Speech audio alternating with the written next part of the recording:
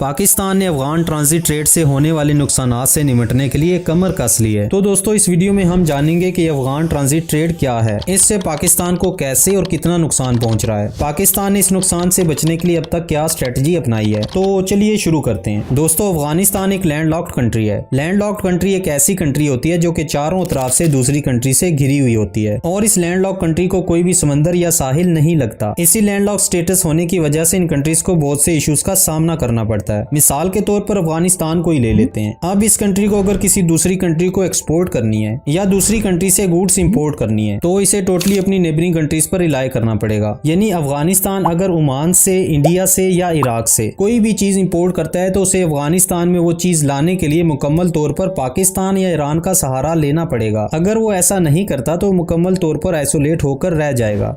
अफगानिस्तान ने अपनी इसी ट्रेड को आसान बनाने के लिए 1965 में पाकिस्तान से एग्रीमेंट किया था, जिसे कुछ मसाइल पैदा होने की वजह से 2010 में रिवाइज करके एक न्यू एग्रीमेंट साइन किया गया, जिसे Afghanistan Pakistan transit trade agreement का नाम दिया गया है। तो अब यही एग्रीमेंट पाकिस्तान के लिए दर्दे सर बन चुका है, क्योंकि इस एग्रीमेंट से पाकिस्तान को सालाना 180 बिलियन रुपए का नुकसान पहुंच रहा है। कैसे? तो ये पढ़िए। अफगानिस्तान की ट्रांजिट ट्रेड का वॉल्यूम एक साल में $2.5 बिलियन से $6.71 बिलियन हो चुका है। अफगानिस्तान इस ट्रांजिट ट्रेड एग्रीमेंट की आड़ में हाई ड्यूटी वाली प्रोडक्ट्स ऑर्डर करता है और फिर इसमें से बहुत सी चीजें दोबारा पाकिस्तान स्मगल कर दी जाती हैं। इसको ऐसे समझ लें कि अफगानिस्तान एक मोबाइल इंपोर्ट करता है और इस मोबाइल की असल कीमत 200 रुपए है। अब होता तो ऐसा है कि जब भी कोई कंट्री दूसरी कंट्री से कोई चीज इंपोर्ट करती है तो उस चीज पर हाई ड्यूटी चार्जेस और टैक्स लगाए जाते हैं, लेकिन अफगानिस्तान इसके उल्ट चलता है। ये चीजें इंपोर्ट करता है तो उस पर बहुत ही कम ड्यूटी और टैक्स लगाता है। मान लें कि अफगानिस्तान ने इस मोबाइल पर 20 रुपए टैक्स और ड्यूटी चार्ज लगाया। अब इस मोबाइल की अफगानिस्तान में कीमत हो गई 220 रुपए। अब यही मोबाइल पाकिस्तान इंपोर्ट करता है और पाकिस्तान का रिकॉर्ड रहा है कि पाकिस्तान तकरीबन हर इंपोर्ट करने वाली चीज पर हाई ड्यूटी और टैक्सेस लगाता है। अब यही 200 वाला मोबाइल जब पाकिस्तानी मार्केट में आता है तो इसकी कीमत 300 रुपए के करीब होती है। अब यहाँ पर अफगानिस्तान अपनी चाल चलता है। अफगानिस्तान अपना 220 वाला मोबाइल पाकिस्तान में स्मगल करता है। अब ये दोनों मोबाइल एक साथ मौजूद हैं। अब आप बताएं कि आप किस मोबाइल का इंतखाब करेंगे। जाहिरी बात है 220 वाले का। बस यही वो नुकसान है जो हजारों प्रोडक्ट्स में पाकिस्तान बर्दाश्त कर रहा है। यही वजह है कि अफगानिस्तान की ट्रेड इस साल $2.5 बिलियन से बढ़कर $6.71 बिलियन तक पहुंच चुकी है, क्योंकि अफगानिस्तान ये चीजें पहले अफगानिस्तान लाता है और फिर उसे पाकिस्तान स्मगल करता है और इस स्मगलिंग के धंधे में डॉलर में रकम वसूल कर रहा है। लेकिन पाकिस्तान ने अब इससे निपटने के लिए ठान ली है। ये पढ़िए जरा। पाकिस्तान ने अफगानिस्तान के लिए मखसूस आइटम्स के इंपोर्ट करने पर रिस्ट्रिक्शन लगा दी है। कौन सी आइटम्स पर लगाई है? तो इनमें fabrics, tyres, black T, home appliances, toiletries और कॉस्मेटिक्स की चीजें शामिल हैं। ये भी पढ़िए जरा। अफगान ट्रांजिट ट्रेड के गलत इस्तेमाल को रोकने के लिए पाकिस्तान बिजनेस काउंसिल ने Pakistan Afghanistan transit trade agreement पर दोबारा मुज़ाकरात की सिफारिश की है। वैसे तो पीबीसी की जानिब से बहुत सी तजावीज दी गई हैं, लेकिन एक आपको बता देता हूँ। देखें, कहा गया कि अगर अफगानिस्तान की आबादी 37 मिलियन है और चाय की फीकस खपत 0.6 किलोग्राम है तो इसे 22,000 टन चाय इंपोर्ट करने की इजाजत दी जा सकती है। मजीद ये कि अगर अफगानिस्तान में ज्यादा सब्ज चाय पी जाती है तो ब्लैक टी की इंपोर्ट की इजाजत ना दें, क्योंकि ये ब्लैक टी अफगानिस्तान की जानिब से वापस पाकिस्तान स्मगल कर दी जाएगी।